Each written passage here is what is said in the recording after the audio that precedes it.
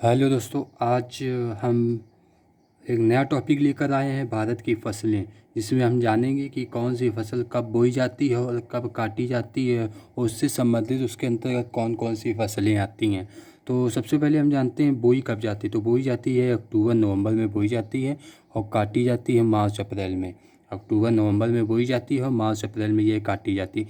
इसकी याद करने की ट्रिक है, रवि आज सर गेट में चना चबा रहे हैं।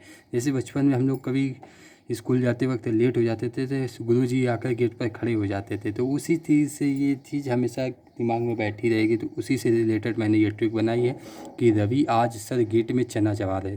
तो रवि से याद रखेंगे ये रवि की फसल है, रवि की फसल। आ से याद रखेंगे आलू। जा से याद रखेंगे जौ। और सर से याद रखेंगे सरसों। गे से हम याद रखेंगे गेहूँ। और मटर में टा आता है तो टर से याद रखेंगे मटर। और इसके बाद हम इसको याद रखेंगे चना।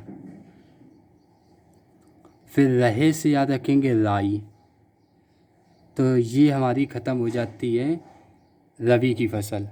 अब इसके बाद अगली लाइन पर हम बढ़ते हैं तो खरीफ की फसल याद आती है हमको। तो खरीफ की फसल कब बोई जाती है? जून जुलाई में ये बोई जाती है और काटी जाती है लगभग नवंबर और दिसंबर में ये काटी जाती है।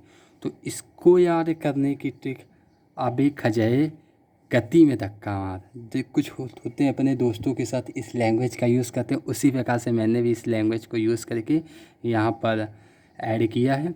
तो अबे से आ से याद रखेंगे अरहर। बा से याद रखेंगे बाजरा। खा से याद रखेंगे खरीफ की फसल है ये। तो क्लू इसमें हमने रख दिया खरीफ। उसके बाद जा से याद रखेंगे ज्वार। गा से याद रखेंगे गन्ना। ती से याद रखेंगे तिलहन। और धक्का से याद रखेंगे मक्का। तो ये हो गई हमारी खरीफ की फसलें। इसके बाद इसी लाइन में हम तीसरी फसल पढ़ेंगे। तो फसल आती है जायद की फसल। बोई जाती है मई जून में और काटी जाती है जुलाई और अगस्त में। जायद की फसल मई जून में बोई जाती है, जुलाई अगस्त में काटी जाती है। इसको याद करने की सीधी सी ट्रिक है, ज़्यादा मत उड़ खीर खाकर। एक बंदा है खीर खाने के बाद उड़ रहा है, तो वहीं से ट्रिक बनी है। तो ज़्यादा मत उड़ खीर खाकर। ज़्यादा से याद रखेंगे जायद की फसल। माँ से याद रखेंगे मक्का।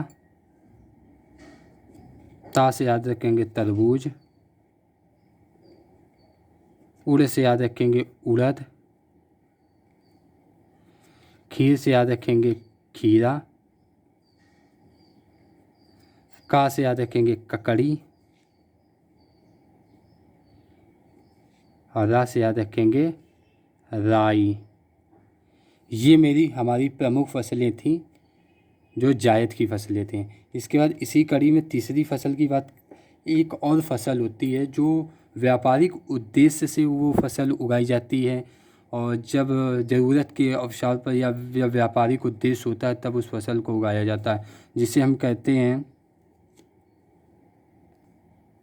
उसे हम नकदी की फसल कहते हैं, क्योंकि वो व्यापार के उद्देश्य से वो फसल उगाई जाती है।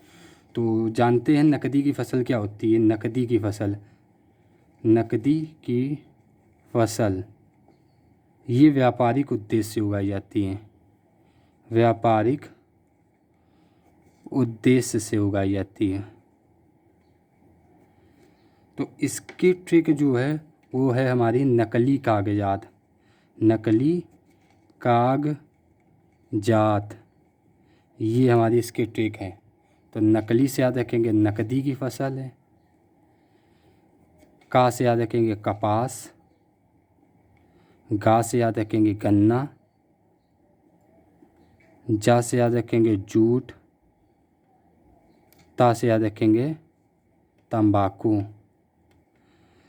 और एक बात बता दें तंबाकू के बारे में, तंबाकू की जो जन्म स्थली है, मतलब तंबाकू की जो जन्मस्थली जो देश माना जाता है वो हमारा दक्षिण अमेरिका है। लेकिन तंबाकू का उत्पादन सबसे ज़्यादा कहाँ होता है? तो तंबाकू का उत्पादन सबसे ज़्यादा चीन में होता है, इसके बाद भारत में होता है।